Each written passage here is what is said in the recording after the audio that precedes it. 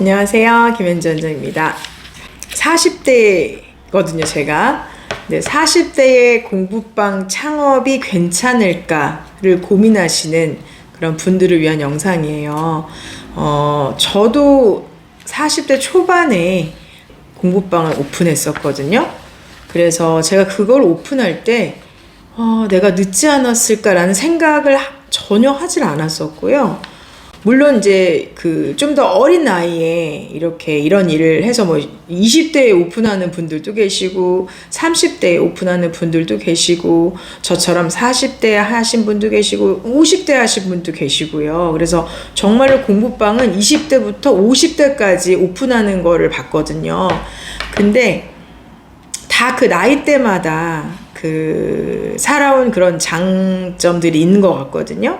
나이가 어리다라고 하면 아직 체력적으로나 이제 열정이나 이제 이런 것들이 넘칠 나이니까 아이들이 좀 에너지가 넘치고 이런 초등학생들, 유아들 이렇게 해도 전혀 지쳐 보이거나 힘들어 보이지 않는, 그죠? 그런 열정들이 있고 또 재밌게 이렇게 아이들을 또 이렇게 이끌어갈 수 있는 에너지가 있고, 그런 거를 보면은 젊은 나이에 시작을 하면 또 젊은 나이인 대로 이제 장점이 있는데, 저는 40대가 이제 공부방을 시작하기에는 정말 좋은 나이라고 생각을 하거든요. 왜냐면 20대 사회에 나왔다라고 치면 어떤 일을 했던 간에 이미 좀 사회 경력도 있고요. 결혼을 하셨다면 결혼에 대한 그런 가정 생활의 경험도 있고, 아이가 있다면 아이를 키워본 경험도 있고, 그렇죠? 그래서 이 셋에 다 들어가지 않더라도 그래도 살아온 그런 인생의 경험이 있잖아요. 사회생활도 하셨을 거고. 그래서 40대에 이제 이렇게 공부방을 오픈을 한다라는 거는 굉장히 운영을 잘 할 수 있는, 그러니까 중심을 가지고 할 가능성이 많을 것 같거든요. 그래서 어머님들하고 상담을 할 때도 아이를 같이 이제 초등학교 정도로 키우고 있으면 또 그거와 맞는 그 시대와 그 나이대에 맞는 비슷한 고민을 할 수도 있고, 그래서 보면 40대에 공부방을 오픈하는 거는 굉장히 좋은 시기라고 저는 생각을 하는데, 추가적으로 이제 예를 들어 저처럼 오랫동안 아이들을 가르쳤던 사람들 같은 경우는 어쩌면 공부방을 오픈하거나 학원을 오픈하거나 라는 게 어떻게 보면은 가는 길목에 이제 운명처럼 이렇게 연결되는 지점이 있을 수밖에 없는데, 직장 생활을 하시다가 이런 티칭이나 이런 사교육 시장이 아니라 직장 생활을 하시다가 이제 이 나이 되니까 직장이 너무 힘들죠. 스트레스도 많이 받고, 그렇다고 내 돈 버는 것도 아닌데, 스트레스 받고, 야근하고, 그런 신경 쓸 것도 많고 이래서, 나 이제 직업을 바꾸고 싶다. 응? 이제 직업을 바꾸고 싶은데, 예전에 전공이 수학이었다. 예전에 전공이 영어 관련 전공이었다. 예전에 내가 국어국문학과 석사까지 했다. 이러한 이제 우리가 중요하게 생각하는 국어, 영어, 수학 있잖아요. 그래서 과학도 그렇고요. 그래서 이런 전공을 하셨던 분들은 다른 직업을 가졌었더라도 그래도 관련 과목의 전공자이시기 때문에 아무래도 이런 사교육 시장이 없었다 하더라도 만약 이 분야를 조금 다시 한번 들여다보고 또 요즘 트렌드를 파악을 하고 강의를 좀 들어보고 세미나 같은 거 좀 들어보고 하면은 이게 이렇구나, 옛날에 이걸 중요하다고 했는데 지금도 중요하구나 라든지, 국어를 전공하신 분들 같은 경우는 논술이라든지 이런 거는 일반 분들보다는 당연히 훌륭한 그런 기술이 있으신 거잖아요. 그래서 이제 그런 고민을, 내가 옛날에 이런 거를 잘했는데, 내가 공대를 나왔는데 수학을 굉장히 잘했다. 수학 나는 수능도 만점 맞았었고 수학이 어렵다고 느낀 적이 없다.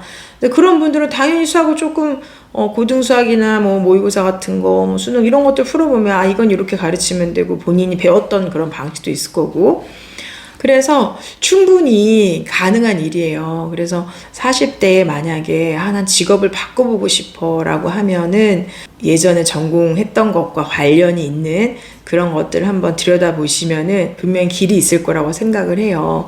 근데 만약에 나는 정말로 큰 돈을 벌어야 돼 이런 게 아니라 나 회사 다니는 게 너무 힘들고 또 스트레스 너무 많이 받고, 그래서 나는 이제 좀 이런 일을 하면서 돈 욕심도 크게 없고 그냥 아이들 조금 가르치면서 내 아이들 케어 좀 하면서 그렇게 그냥 일하고 싶다라고 접근을 하시면은 못할 게 없다고 생각을 해요, 사실은. 근데 당연히 20년 베테랑 선생님을 책 몇 권 본다고 해서 학부모 상담 한두 명 한다고 해서 그렇게 이제 뛰어넘을 수는 없어요. 그래서 당연히 그 안에서 시작하고 몇 년 동안은 계속 배우고 갈고 닦고 이제 그런 시간이 당연히 있어요. 수업을 딱 끝나고 책을 딱 덮을 수 있는 게 아니라 또 과정을 또 들여다보고 또 공부해야 되고 이제 이런 것들이 아마 남게 될 텐데, 그런 정도 각오가 있다면은 당연히 이제 직업이, 예전에 저는 전공은 영어지만 회사를 다녔었다, 전공은 국어지만 다른 일을 했었다라고 하면은 충분한 일이고요.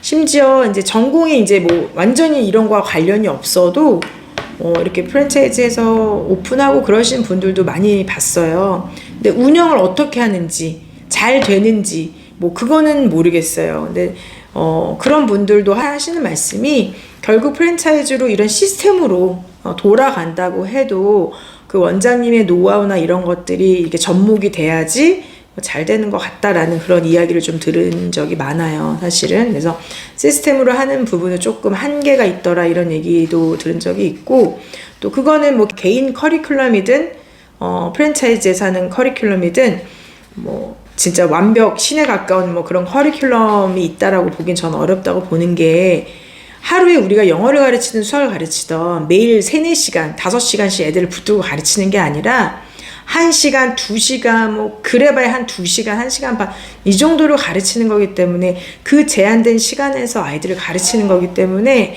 정말로 이거는 정말 신이 인정한 완벽한 커리큘럼이라고 하기가 어렵고, 그걸 구현하기도 사실 좀 어려운 부분이 있어요. 그래서 항상 2마리 토끼를 다 잡는다라는 거는 저는 애초에 그런 접근 자체를 하지 않고 있거든요. 그래서 이제 그런 것들이 있는데, 만약에 그런 정도 각오가 돼 있고 나는 계속 배우고 좀 늦게 시작하고 좀 부족한 부분이 있다라고 생각하시면은 뭐 상담에 관한 세미나, 뭐 커리큘럼, 뭐 여러 가지 세미나들이 존재하잖아요. 그래서 교재 연구도 하고 강의도 듣고 이렇게 해서 몇 년을 계속 이제 노력하다 보면은 경험이 쌓이고 그런 노력이 쌓이다 보면 어느 순간은 조금씩 좀 수월해지는 그런 시간이 올 거거든요. 그래서 40대면 절대 늦은 나이가 아니라 이제 완전히 시작하기가 너무 좋은, 저는 그런 나이라고 보거든요.